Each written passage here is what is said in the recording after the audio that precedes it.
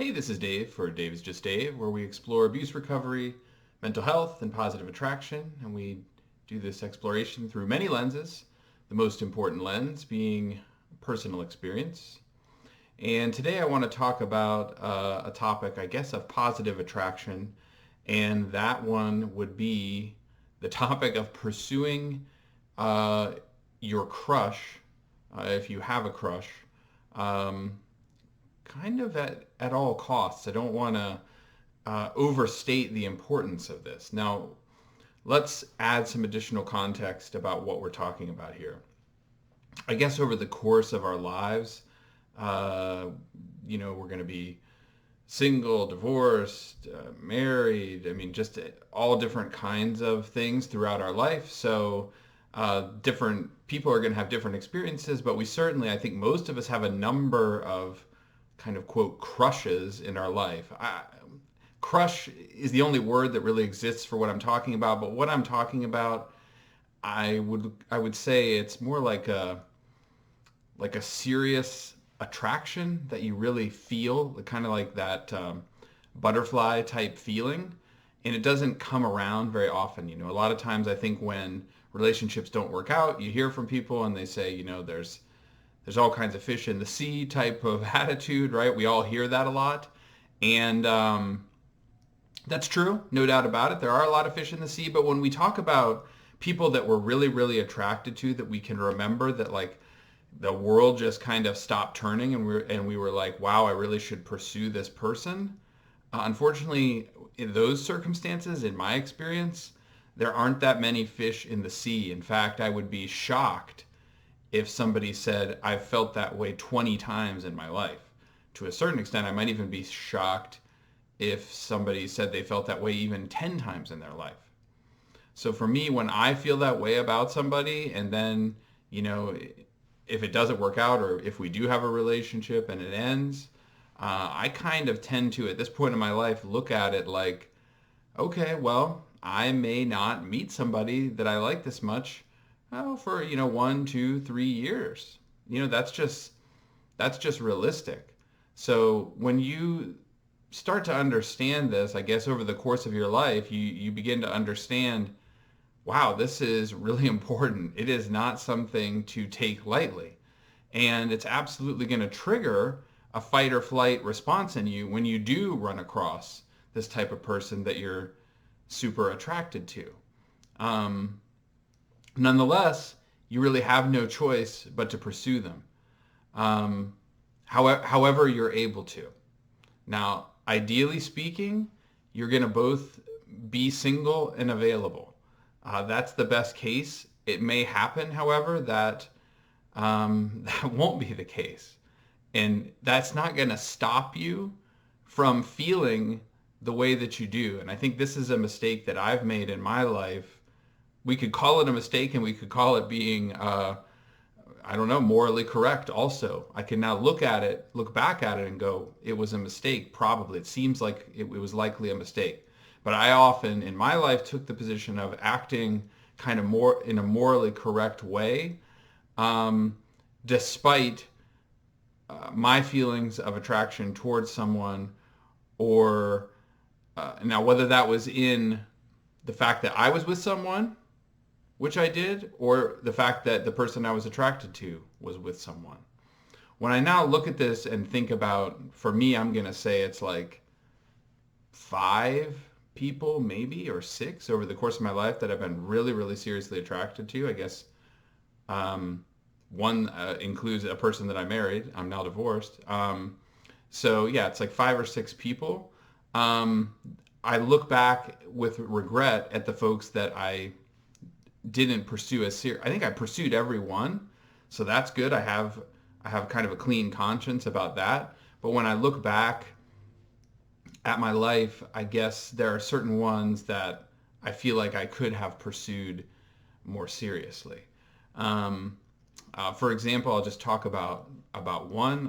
When I was 37 years old, I happened to run across a person who I was super, super attracted to. And this was I do some acting type work just as a hobby. And this was in a musical, and I was one of the leads in the musical, and this was one of the ensemble dancers. And I don't know, I just always kind of get along with ensemble dancers in musicals.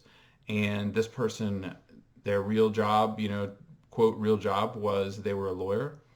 And she was just super intelligent, super attractive, and I just felt it immediately.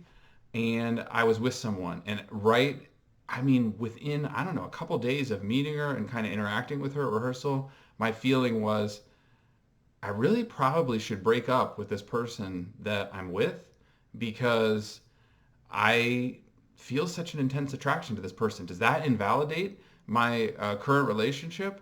Of course, that was too big of a question for me really to consider, but I ended up making a decision that I guess maybe I should be proud of, but I'm really not. I told her that I had a girlfriend, and that, that it was pretty serious. And that was the truth.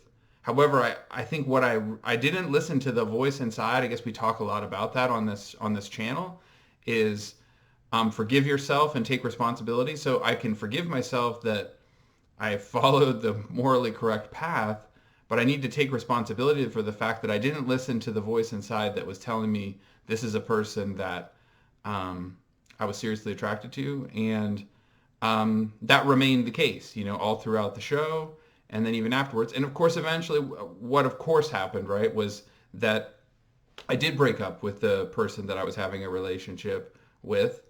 And then what did I do? I immediately contacted her.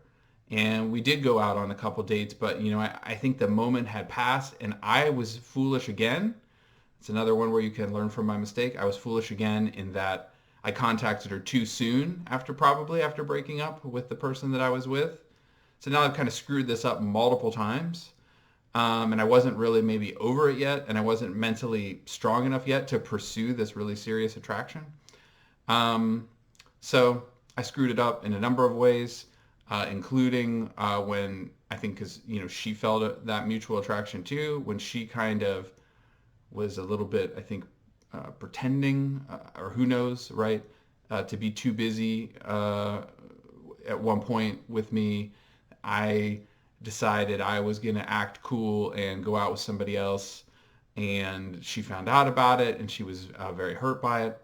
So I just screwed it up like 8 ways from Sunday. And I deeply regret it, because I should have, at that age, I think, been old enough to understand, like, this is serious. Don't mess around with this, because this isn't going to happen that many more times. And I didn't do that.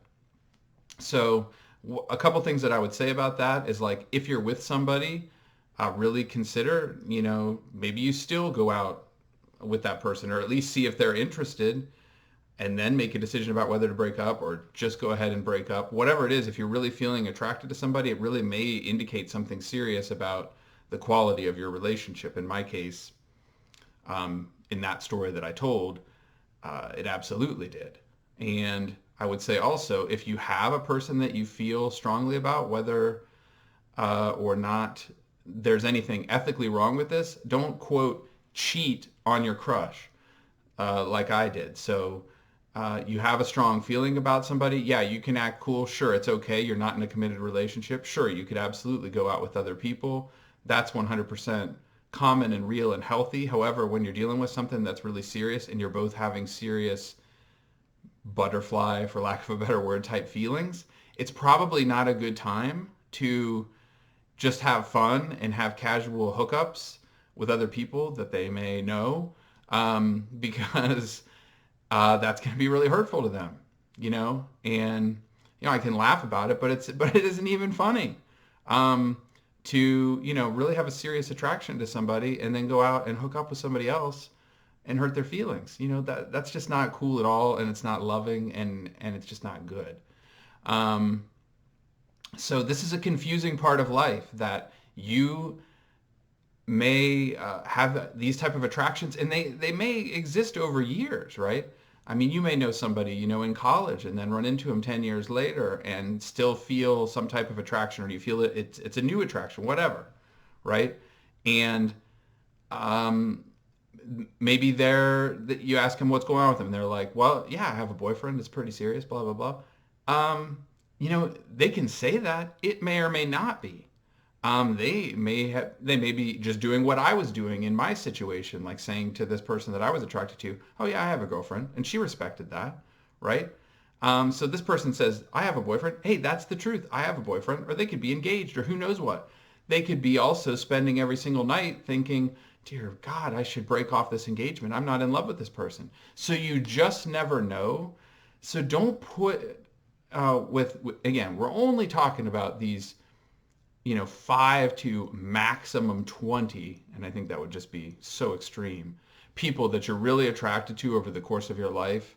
That's all I'm talking about here. I'm not talking about every single person that you think is attractive, like pursue them to the ends of the earth, even if you have a relationship. Absolutely not. Don't do that. But I think a realistic number is like 4 or 5 people that you have a really true attraction for that's enduring over time.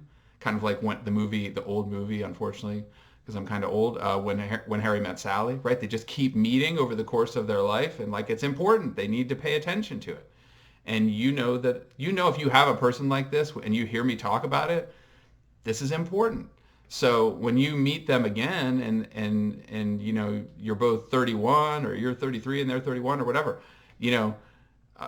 just because they say I have a boyfriend or I'm engaged, don't let that stop you from at least saying, hey, I have something I want to tell you. I don't know how you freaking start the conversation. You'll figure it out. It won't be pretty. It won't be smooth. It isn't going to be smooth. This is a person that, you have this enduring attraction to. It is so important that you pursue this and you don't end up with regret over this in your life, because you can end up in a situation, trust me, where, you eventually have this conversation and you finally are ready to have it. And they go, yeah, I was totally into you when you ran into me at the reunion when I was 31. Why didn't you say anything? Well, you had a boyfriend. Well, yeah, I did, but I didn't really like... Okay, so amazingly, these things happen, right? So we tend to just kind of take things at face value. Somebody says they have a boyfriend, somebody says they're engaged, even somebody says they're married, that they're happy and that they're content and whatever. That's it worth at least having a conversation with, however you want to, in whatever ethical way that you feel comfortable with, to at least explore it and find out, hey, how's your marriage going? How are things with your boyfriend? How are things with your fiance? And the same thing for you if you're in that situation, to continue some kind of conversation and just say, how are things going, blah, blah, blah. Again, within the ethical confines that you're in. It's the weirdest thing to think about from an ethical perspective, that the right thing to do might be to end a relationship, or the right thing to do could even be to sort of kind of emotionally cheat on someone. It certainly blows up my mind, and it's not something I would have ever thought. But when I look back over the course of my life, I'm afraid I do wonder, sometimes, are those the right things to do? So I just wanted to put this out there. It's not something that I'm aware that there's a video about, but it's just kind of pursue your crush. And if it's an enduring and lasting crush over a period of years, absolutely pursue it. Absolutely pay attention to it. Absolutely consider breaking off something with the person that you're with, if it really seems serious. Because trust me, if you got 5 to 6 to 7 of these over the course of your life, people that you're really attracted to, that you're really genuinely compatible with, that you just feel like that boy, you're really blessed, first of all, to even have 6 or 7 of those. But trust me, if you've got one right now, the next one you meet could be 3 years off, could be 10 years off. So really, really pursue it. Take it seriously. If you have thoughts about these types of attractions, go ahead and leave them in the comments. If this is valuable to you in terms of the lens of positive attraction, go ahead and like the video, subscribe, share it with somebody that you think might like it. Thanks for watching, and stay tuned for more videos on this type of positive attraction.